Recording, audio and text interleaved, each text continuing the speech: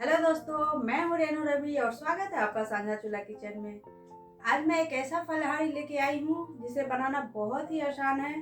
जब भी हम कोई व्रत रखते हैं तो सोचते रह जाते हैं कि हम क्या बनाएं क्या खाएं, पता नहीं। तो आज हम सिंघाड़े के आटे से हलवा बनाएंगे, जिसे खाने से पेट तो भरता ही है और हमारा फलाहारी भी हो जाता है। तो आज हम सिंघाड़े के आटे का हलवा बनाएंगे और उसे हम बर्फी की तरह कट करेंगे। और दोस्तों, मैं एक और बात आपको बताना चाहती हूँ कि ये जो कुकिंग का जो प्रोसेस है, इसे आप एक बिजनेस के तौर पे भी बना सकते हैं। जैसे कि बहुत सारे लोग बैचलर रहते हैं, बहुत सारे लोग खाना बनाना नहीं चाहते हैं, या फिर कभी कभी बहुत सारे लोग टायर्ड भी रहते हैं, थके रहते हैं। उस कंडीशन में आप इसे बिजनेस के तौर पे भी यूज कर सकते हैं। तो हाँ दोस्तों, ये बहुत ही अच्छा अपॉर्चुनिटी है घर बैठे उन लोगों के लिए जो कुछ करना चाहते हैं। तो खाना बनाने आता है तो आप ये चीज़ कर सकते हैं, होम डिलीवरी भी दे सकते हैं। और फलाहार तो खासकर बहुत सारी ऐसी लेडीज होती है जो व्रत तो कर लेती हैं, घर में खाना बना लेती हैं सभी के लिए, लेकिन थकान के मारे खुद का खाना नहीं बना पाती हैं। खुद ऐसे ही जैसे तैसे फल कर रह जाती हैं जब भी वो व्रत करती हैं। तो आप इस व्रत वाले फलाहार को भी बेच सकते हैं, सेल कर सकते हैं, होम डिलीवरी कर सकते हैं। अगर आप मोहल्ले में हो या फिर सोसाइटी में हो, कहीं भी हो, तो ये आप बिजनेस स्टार्ट कर सकते हैं। फलाहार के लिए खासकर बहुत ही लोग खोजते भी हैं कि चलो हम ऐसा जगह कोई मिले जहाँ से हम फलाहार खरीद के ला सके, जो बिल्कुल ही शुद्ध हो और हम उसे खा सके। तो आप इसे भी बिजनेस के तौर पे यूज कर सकते हैं। तो कुकिंग सिर्फ घर के लिए ही नहीं है, इससे में आप बहुत बड़ा बिजनेस भी देख सकते हैं, बिजनेस कर सकते हैं। तो घर बैठे कोई जरूरी नहीं है कि हमें बाहर जाने की जरूरत होगी, घर में बैठे बैठे हम ये सारी चीजें कर सकते हैं। बस मन में सोच होना चाहिए, हाथ में गुण होना चाहिए।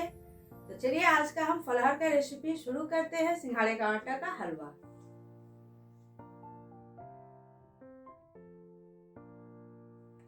तो सिंघाड़े का हलवा बनाने के लिए यहाँ पे हमने लिया है सिंघाड़े का आटा।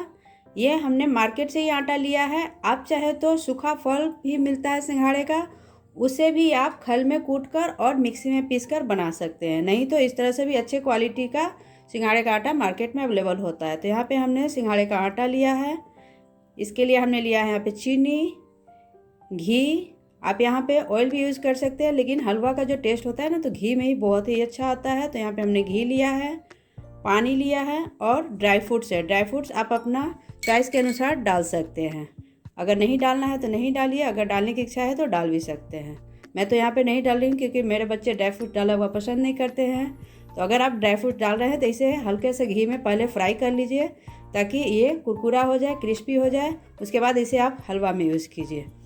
तो चलिए यहाँ पे हमने जो चीज़ें ली है यहाँ पे मैं आपको बता दी हूँ। इसका जो मेजरमेंट होगा, इसका जो रेशियो होगा, वो होगा इक्वल। हलवा आप कोई भी चीज़ का बनाइए, जब भी बनाइए तो सारी चीज़ें जो है इक्वल लीजिए। तो पानी में सिर्फ थोड़ा सा अंतर हो सकता है, क्योंकि कोई चीज़ों में पानी ज़्यादा, जैसे हम सूजी का हलवा बनाते हैं तो उसमें पानी ज़्यादा लगता है, बेसन का बनाते हैं तो उसमें कम लगता है, आटे का बनाते हैं तो कम लगता है। लेकिन यहाँ पे हम आज सिंघाड़े का बना रहे हैं, कट्टू के आटे का हलवा बना रहे हैं, तो इसमें पानी एब्जॉर्ब करता है। तो इसके लिए हमने जितना ये आटा लिया है, इसका 3rd पार्ट यानी कि 3 गुना पानी हम ज़्यादा लेंगे। तो 1 कटोरी यहाँ पे हमने लिया है आटा, तो 3 कटोरी पानी हम यूज़ करेंगे। लेकिन चीनी और घी ये सारा बराबर मात्रा में डालिए। घी में आप थोड़ा बहुत कंप्रोमाइज़ कर सकते हैं। हलवा में आप चीनी मीठा ही डालिए तो ही अच्छा लगता है। यहाँ भी आप कम ज़्यादा कर सकते हैं अगर ज़्यादा मीठा आपको नहीं खाना हो तो चलिए हम बनाना शुरू करते हैं सिंघाड़े का आटा का हलवा। तो हलवा बनाने के लिए यहाँ पे हम सबसे पहले चाशनी बनाएंगे। हम डालेंगे चीनी,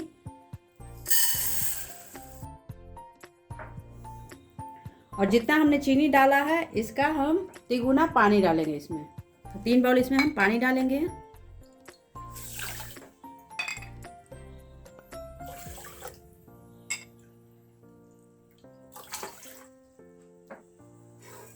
अब इसे हमें 1 से 2 उबाल आने तक उबाल लेना है। आप चाहे तो चाशनी और कट्टू का आटा दोनों साथ में तैयार कर सकते हैं, यानी कि एक तरफ आप चाशनी बनाइए और दूसरी तरफ आप कट्टू के आटे को घी में भूनिए। लेकिन बहुत लोगों को क्या होता है कि 2 काम एक साथ नहीं हो पाता है, नहीं कर पाते हैं। तो आप पहले चाशनी को तैयार करके रख लीजिए, फिर आप कट्टू को आटे को भूनिए, क्योंकि बहुत ही स्लो फ्लेम पे उसे हमें भूनना होता है और कंटिन्यू चलाना होता है। तो थोड़ा सा टफ हो जाता है। तो सबसे पहले आपको ईजी है कि चाशनी बना के तैयार कर लीजिए, फिर आप कट्टू के आटे को भूनिए। तो चाशनी में उबाल आने लगा, इसे थोड़ा देर और उबाल लेते हैं। थोड़ा सा हमें इसे गाढ़ा करना है, उसके बाद इसका हम यूज़ करेंगे।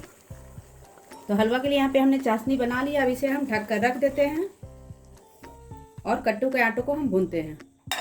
तो कट्टू के आटे को भूनने के लिए यहाँ पे हमने पैन गरम कर लिया है, इसमें हम डालेंगे घी। आप जब भी कोई भी चीज़ का हलवा बनाएं तो थोड़ा सा मोटे तले का पैन या कढ़ाई, जो भी जिस चीज़ में आप बना रहे हैं उसका यूज़ करें, तभी बहुत ही अच्छे से भुनने में आता है और जलता नहीं है कोई भी चीज़। तो यहाँ पे हमने पैन को गर्म कर लिया। अब इसमें हम डालेंगे घी।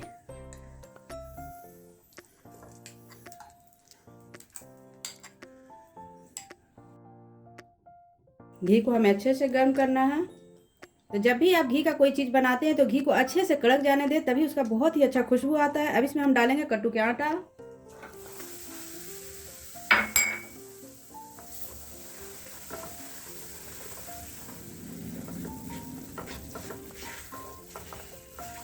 तो इसे हमें स्लो फ्लेम पे भूनना है। भूनने में थोड़ा सा टाइम लगता है, लेकिन स्लो फ्लेम पे भूनते भूनते बहुत ही अच्छी खुशबू आती है और हलवा जलता भी नहीं है। तो बहुत ही स्लो फ्लेम पे इसे भूनिए। अगर आप इसे घी में नहीं बनाना चाहते तो सफोला गोल्ड रिफाइन आता है, उसमें स्मेल नहीं होता है, तो आप उसमें भी बना सकते हैं। और भी दूसरा जितना रिफाइन होता है उसमें थोड़ा सा स्मेल होता है, तो मिठाई या हलवा वगैरह जब आप बनाते हैं तो वो टेस्ट नहीं आता है, थोड़ा सा उसका फ्लेवर तेल का आने लगता है। तो आप सफोला गोल्ड यूज़ कीजिए, वो बहुत ही बेस्ट है, उसमें बिल्कुल ही स्मेल नहीं होता है। या फिर बेस्ट है कि आप घी का यूज़ कीजिए। जब भी हम व्रत करते हैं तो हम कोशिश करते हैं कि हम घी का ही कोई चीज़ खाएं। बहुत लोग का यही चॉइस रहता है कि हम रिफाइन वगैरह यूज़ नहीं करें, घी का यूज़ करें। तो इसी तरह से स्लो फ्लेम पे इसे हमें लाल होने तक भुनना है।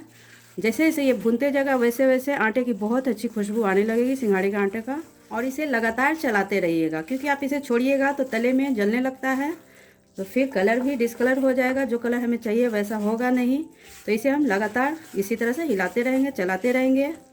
और इसमें आप हलवा जब बनाते हैं तो घी और तेल अगर आप कम डालते हैं तो उसमें गांठें पड़नी शुरू हो जाती है।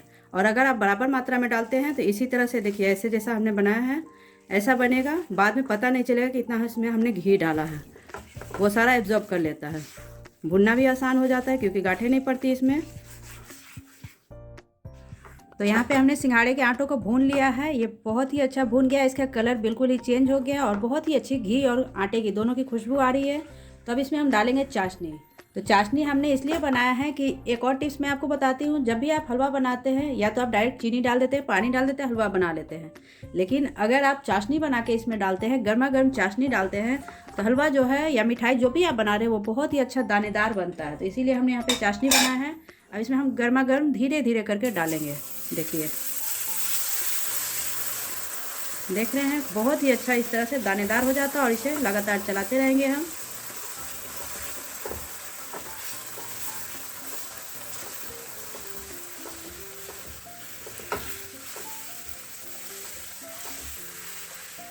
अब इसे हमें 3 से 4 मिनट तक इसी तरह से चलाते रहना है, तब ये बहुत ही अच्छे से एब्जॉर्ब कर जाएगा इसमें जो भी चाशनी है, और हलवा सारा एक जगह हो जाएगा, इसमें से घी छोड़ना शुरू कर देगा। ये देखिए बहुत ही अच्छे से घी छोड़ना शुरू कर दिया है और चाशनी भी एब्जॉर्ब हो गया सारा। जितना आटा था उसका डबल क्वांटिटी में यहाँ पे हलवा हो गया है, क्योंकि कट्टू का आटा थोड़ा सा फैलता है, जैसे कि हम सूजी का हलवा बनाते हैं तो फैलता है, उसी तरह ये भी फैलता है। तो हलवा बन के तैयार हो गया। अब चलिए इसे हम जमाएंगे। अब जब भी हलवा बनाए तो उसे गर्मा गर्म नहीं खाएं, इसे थोड़ा सा ठंडा कर ले तभी खाएं। कट्टू का हलवा जो है वो गर्मा गर्म नहीं अच्छा लगता है, इसे ठंडा करने के बाद ही इसमें बहुत ही अच्छा टेस्ट आता है, स्वाद लगता है। तो चलिए इसे हम क्या करेंगे, बर्फ़ी के लिए हम इसे जमाएंगे। तो एक प्लेट में हम चलिए इसे डाल के जमा लेते हैं। तो यहाँ पे हम थोड़ा सा चौड़ा बर्तन लेंगे, आप थाली ले सकते हैं, प्लेट ले सकते हैं, क्योंकि हम इसे थोड़ा सा मोटा ही जमाएंगे। तो यहाँ पे हमने थोड़ा सा मोटा ये कांच का बर्तन ले लिया है, इसमें हम डालेंगे थोड़ा सा घी। थोड़ा सा घी से आप ग्रीस कर दीजिए इसमें, ताकि आसानी से हमारा जो भी इसमें डालेंगे मटेरियल, हलवा या बर्फ़ी के लिए आप जिस चीज़ के लिए बना रहे हैं, तो वो अच्छे से निकल जाए। तो बनाया हुआ डालेंगे, इसे इक्वल हम चारों तरफ से फैला देंगे। ऊपर से हमें प्लेन कर देना है। तो इस तरह से हमने इसे प्लेन कर दिया है। अब इसके ऊपर आप चाहे तो थोड़ा सा नारियल का पाउडर डाल सकते हैं या फिर ड्राई फ्रूट्स वगैरह भी डाल सकते हैं। मैं यहाँ पे चांदी का वर्क डाल रही हूँ, जो कि मिठाई वगैरह पे डाला जाता है, ये वाली डाल रही हूँ। और ये देखिए प्योर शुद्ध होता है, 100% ये शुद्ध होता है, वेजिटेरियन होता है ये, तो इसे हम इसके ऊपर लगाएंगे, क्योंकि अगर आप इसे सेल वगैरह करने के पर्पज से बना रहे हैं तो फिर ये सब चीज़ें थोड़ी सी मायने हो जाती है। तो इसके ऊपर हम थोड़ा सा चांदी के वर्क भी डालेंगे। ये देखिए, इसे हम लेके थोड़ा थोड़ा चिपका देंगे सब जगह।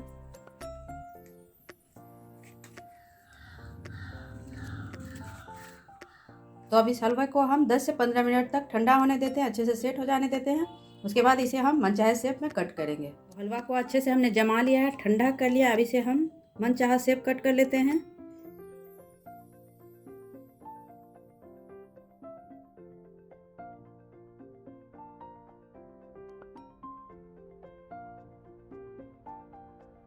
ये देखिए, इसे हम कट कर लिए हैं। अब इसे हम निकालेंगे। इस तरह से निकालकर हम इसे सर्व करेंगे। तो यहाँ पे हमारा कट्टू का हलवा बनकर तैयार हो गया है, सिंघाड़े का आटे का हलवा। इसे हम बर्फी का शेप काट लिए हैं। आप इस तरह से बनाकर सेल भी कर सकते हैं, या फिर व्रत त्योहार वगैरह करते हैं तो इसमें आप इसे खा सकते हैं। बिल्कुल ही शुद्ध और फलाहारी है, तो आप इसे ज़रूर बनाएं। बहुत ही अच्छा होता है यह हलवा, और इसे खाने से आपका पेट भी भरता है और व्रत का व्रत भी हो जाता है। तो प्लीज़ पसंद आए तो वीडियो को लाइक शेयर करना ना भूलिएगा। चैनल को अभी तक सब्सक्राइब नहीं किया है तो प्लीज़ सब्सक्राइब कीजिएगा। तो फिर मिलते हैं कुछ नए रेसिपी में। Bye bye.